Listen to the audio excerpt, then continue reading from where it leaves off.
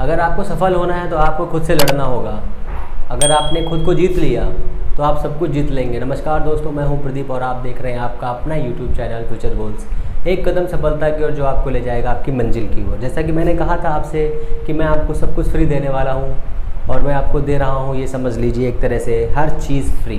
ठीक है, तो उसी की यूनिट में आज मैं आपको पहली यूनिट में इलेक्ट्रोस्टैटिक के बारे में बताने वाला हूं। इनमें जो भी टॉपिक्स हैं उन टॉपिक्स को आप समझिए और जो एग्ज़ाम में आने वाले हैं मैं सिर्फ और सिर्फ आपको वही पढ़ाऊँगा। ओके, सबसे पहले दिया है इलेक्ट्रोस्टैटिक इंडक्शन। इंडक्शन क्या होता है? किसी भी चार्ज पार्टिकल या नॉन चार्ज पार्टिकल के पास में जब हम कोई चार्ज पार्टिकल लेके जाते हैं तो वो इंड्यूस्ड हो जाता है। ठीक है, तो मैं आपको थोड़ा सा एग्जांपल देता हूँ। जैसे कि ये एक बॉडी है, इस बॉडी के पास में मैं निगेटिव चार्ज लेकर गया। ठीक है, उसकी वजह से क्या हो गया, यहाँ पर बहुत सारे पॉजिटिव बन गए। या मैं एक निगेटिव प्लेट लेके गया, मान लीजिए ये प्लेट लेके गया, यहाँ पर सारे पॉजिटिव बन गए, इसके इस तरफ निगेटिव बन गए। बस यही होता है इलेक्ट्रिक इंडक्शन। ठीक है, क्या इंडक्शन जो हम कर रहे हैं ये पॉजिटिव निगेटिव इनको हम स्थायी कर सकते हैं? बिल्कुल स्थायी कर सकते हैं। ठीक है, तो यहाँ पर ये हम माइनस लेके गए तो यहाँ पर प्लस बन गया। आपको यही याद रखना है, नेगेटिव जो है पॉजिटिव को अट्रैक्ट करता है, पॉजिटिव निगेटिव को अट्रैक्ट करता है, ये बेसिक रूल है। ओके, अब सपोज़ करिए कि यहाँ पे एक दूसरा ऑब्जेक्ट है। ठीक है, यहाँ पर एक दूसरी प्लेट लगाई मैंने निगेटिव, यहाँ पर पॉजिटिव लगा दी मान लीजिए। उस निगेटिव की पॉजिटिव वजह से यहाँ पर बन जाएंगे सारे निगेटिव और यहाँ बन जाएंगे सारे पॉजिटिव। ठीक है, अगर ये सारे निगेटिव बन गए हैं तो क्या होगा, अब यहाँ पर भी इंडक्शन हो गया। ठीक है, अगर ये वाला माइनस जो हमने यहाँ पर दिया हुआ है, आपको ये जो माइनस वाले दिए हुए हैं, अगर मैं इनको अर्थ से कनेक्ट कर दूँ ये सारे अर्थ में चले जाएंगे, यहाँ पर सिर्फ पॉजिटिव बचेगा। इसी का मतलब है कि मैंने कहा है कि आपको कि हम जो है पॉजिटिव और निगेटिव इलेक्ट्रॉन्स या जो चार्ज पार्टिकल हैं उनको इंड्यूस्ड कर सकते हैं। ओके, ये बहुत ही सिंपल सा एक बेसिक सा था, इसको आप याद रखिए। उसके बाद सबसे इम्पॉर्टेंट है charge. Q is equal N E, ये होता है प्लस माइनस का।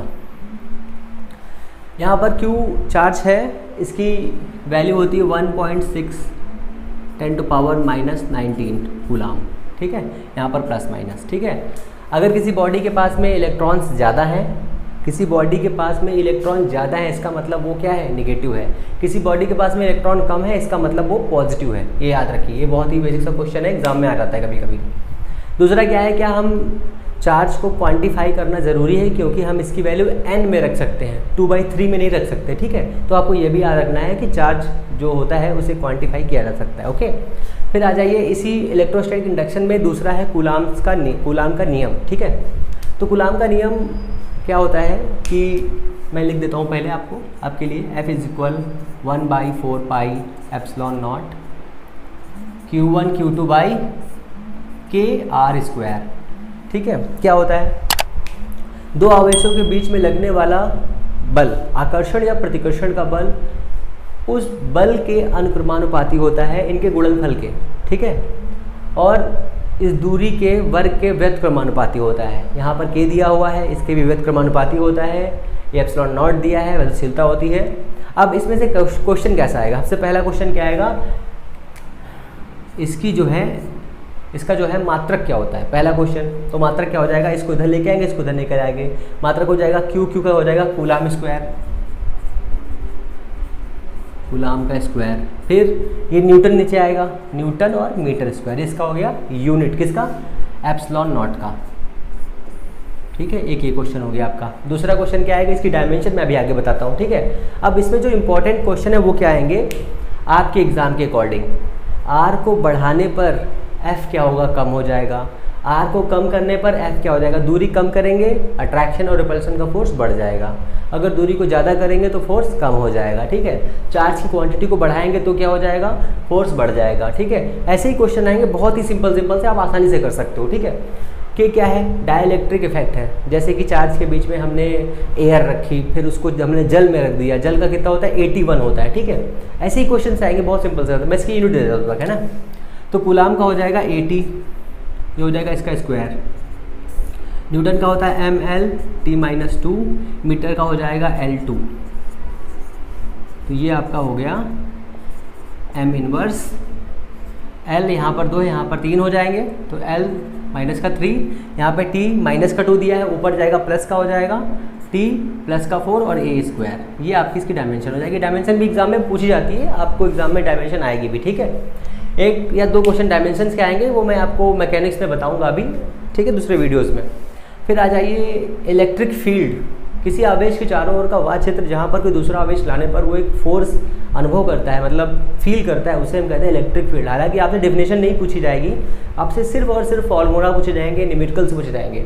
अगर इस पर मैं कोई न्यूमेरिकल बताना चाहूँ तो क्या हो जाएगा वो न्यूमेरिकल, यहाँ पर दिया होगा Q1 इज इक्वल 1 कूलम और Q2 इज इक्वल प्लस का यहाँ लिख लो, यहाँ पर भी लिख लो 2 इलेक्ट्रॉन। इसकी वैल्यू हो जाएगी इतना, इसकी वैल्यू हो जाएगी 2 × 1.6 × 10⁻19, ठीक है। अब R की वैल्यू कितनी कर दें, अगर हम R की वैल्यू रख रहे हैं 2 मीटर, तो F कितना हो जाएगा, तो आपको पता है इसकी वैल्यू कितनी होती है 9 × 10⁹, तो ये हो जाएगा 9 × 10⁹ into 2 electron into electron by, यहाँ पर R दिया है 2 का स्क्वायर 4 हो जाएगा, 2 से 2 कट जाएगा, तो ये आपका हो जाएगा 4.5 × 10⁹ इंटू इलेक्ट्रॉन स्क्वायर F की वैल्यू, ठीक है। यहाँ हो जाएगा न्यूटन, बल का मात्रक न्यूटन होता है, यूनिट उसकी ये होती है। इतना सा क्वेश्चन आएगा आपके एग्जाम में ये सब। हालांकि इस डेरिवेशन से कोई क्वेश्चन अभी तक नहीं बना है पीसीटी में, टीजीटी में भी, बट ये समझ लीजिए कि एक बेसिक क्वेश्चन आ भी सकता है, इस बार चांसेस हैं, ठीक है। फिर आ जाइए इलेक्ट्रिक फील्ड क्या होती है।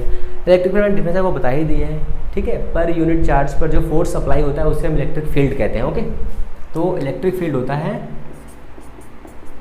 F/Q0, यहाँ पे Q0 टेस्ट चार्ज है। अगर इसकी वैल्यू हम रखें तो ये हो जाएगा 1/4πε0 कैपिटल Q/r²। यहाँ पर कैपिटल Q क्या है, सोर्स चार्ज है, जिससे मतलब सारी की सारी इलेक्ट्रिक फील्ड हम तक आ रही है, ठीक है। उसका मतलब क्या है, अगर हम सोर्स चार्ज की वैल्यू बढ़ाएंगे तो इलेक्ट्रिक फील्ड बढ़ जाएगी। जैसे आप पंखा लगाते हैं, पंखे को बढ़ाते हैं तो पंखे की स्पीड से आपको हवा ज़्यादा मिल रही है, वैसे समझ लीजिए। तो इलेक्ट्रिक फील्ड Q पर डिपेंड करती है और ये R पे डिपेंड करती है। इलेक्ट्रिक फील्ड में ये समझ लीजिए कैसा क्वेश्चन आएगा, 1/r², कैसे घटती बढ़ती है R² की। अगर हम दूर जाएंगे तो इलेक्ट्रिक फील्ड क्या हो जाएगी, कम हो जाएगी, अगर पास आएंगे तो इलेक्ट्रिक फील्ड बढ़ जाएगी।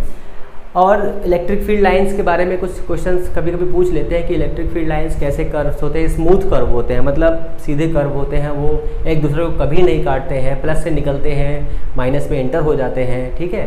डायपोल के लिए भी इलेक्ट्रिक फील्ड पूछ दी जाती है। वैसे इस एग्जाम में अभी तक ऐसा कुछ भी नहीं पूछा गया, तो मैं सिर्फ और सिर्फ आपको वही बता रहा हूँ जो आपके काम की चीज़ सबसे इंपॉर्टेंट है, ठीक है।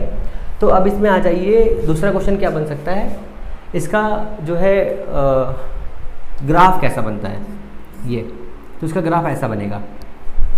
हालांकि मैं ग्राफ के लिए एक स्पेशल वीडियो आपको दूंगा जिसमें सारे के सारे ग्राफ होंगे, आप उनको उसमें से देख लीजिएगा आराम से, आपको कोई दिक्कत नहीं होगी, ठीक है। फिर यहाँ पर है इलेक्ट्रिक डायपोल। इलेक्ट्रिक डायपोल में आ जाइए। इलेक्ट्रिक डायपोल आपको जहाँ तक पॉसिबल हो आपको सिर्फ और सिर्फ फॉर्मूले याद रखना है। जैसे कि मैंने F का बताया, F बराबर इतना होता है, F की वैल्यू mg भी होता है, mv²/r भी होता है, ये सेंट्रीपिटल फोर्स के लिए होता है, ठीक है। वैसे करके आपको बहुत सारे फार्मूलाज याद रखने हैं जिससे आपके न्यूमेरिकल बनाने के टाइम पे आपको बहुत आसानी रहे, ठीक है। फिर यहाँ पर इसका ग्राफ इतना हो गया। डायपोल पे आ जाइए। डायपोल होता है P = 2L × Q। डायपोल कैसी क्वांटिटी है, ठीक है। फोर्स, इलेक्ट्रिक फील्ड और इलेक्ट्रिक डायपोल तीनों ही वेक्टर क्वांटिटीज़ हैं, ठीक है, ये भी याद रखिए आप। फिर यहाँ पर दिया है डायपोल 2L × Q क्या होता है, मैं आपको चित्र दिखा देता हूँ एक नॉर्मल सा। ये हो गया माइनस का Q, ये हो गया प्लस का Q, ठीक है। माइनस और प्लस का Q हो गया। ये जब एक दूसरे से बहुत ही छोटी दूरी L दूरी पर डिस्प्लेस्ड होते हैं उसे हम कहते हैं डायपोल। डायपोल मूवमेंट होता है, मूवमेंट, ठीक है। तो ये वेक्टर क्वांटिटी है। इसकी यूनिट क्या होती है, कूलाम मीटर। कूलाम मीटर इसकी यूनिट होती है। डायमेंशन कूलाम की 80 होती है, मीटर की m होती है, तो मीटर की l होती है, LAT, लैट, आप इसको लैट मत पढ़ लीजिएगा, ATL। इसका इतना हो गया, क्योंकि कोई भी डायमेंशन नहीं होती है। डायपोल का इतना होता है। डायपोल में इलेक्ट्रिक फील्ड कैसे काम करता है, प्लस से निकलता है, इसमें इंटर कर जाता है, प्लस से निकलता है, इसमें इंटर कर जाता है। इलेक्ट्रिक फील्ड का इतना दिया हुआ है, डायपोल इतना हो गया। इसमें से सिर्फ और सिर्फ मैं बताऊं तो एक फोर्स का क्वेश्चन है कि दो फोर्स के बीच में कितना बल काम कर सकता है। जैसे कि आपको मैं एग्जांपल देता हूं कि यहाँ पर 4 कूलाम का फोर्स रखा हुआ है, थोड़ा मैं बड़ा लिख देता हूँ जिससे आपको सही से दिखे। 4Q रखा हुआ है यहाँ पर, और यहाँ पर 2Q रखा है प्लस का। इस सेंटर पर कितना फोर्स काम करेगा? फोर्स अगर हम यहाँ पर Q रख दें तो किधर, देखो ये प्लस है, इसकी वजह से ये प्लस इधर फोर्स लगाएगा रिपल्सन का, ये वाला इधर लगाएगा, ठीक है। अगर ये डिस्टेंस r है इतनी, और ये भी डिस्टेंस है r, तो कितना हो जाएगा force? F is equal A 4Q into Q by R square. F1 हो गया ये वाला, F2 इधर आ जाएगा A 2Q into Q by R square. अब देखो 4 इधर लग रहा है, 2 इधर लग रहा है, ठीक है। 4 उस तरफ लग रहा है, 2 इधर लग रहा है, दोनों को लेस कर दो, F टोटल हो जाएगा F1 माइनस F2। लेस करो कितना हो जाएगा? तो ये से 2 घटेगा, हो जाएगा A into 2Q into Q by R square. ये इतना हो जाएगा वैल्यू, ठीक है। कौन सा स्ट्रॉन्ग फोर्स है? ये वाला स्ट्रॉन्ग फोर्स है F1 वाला, ठीक है। मैंने इसलिए तो ये पॉजिटिव आएगा। ऐसे ही बहुत सिंपल से एग्जांपल्स आएंगे, आप उनको बहुत आसानी से कर लेंगे, मुझे भरोसा है कि आप कर लेंगे। तो फिर मिलते हैं अगली वीडियो में। नमस्कार, जय हिंद।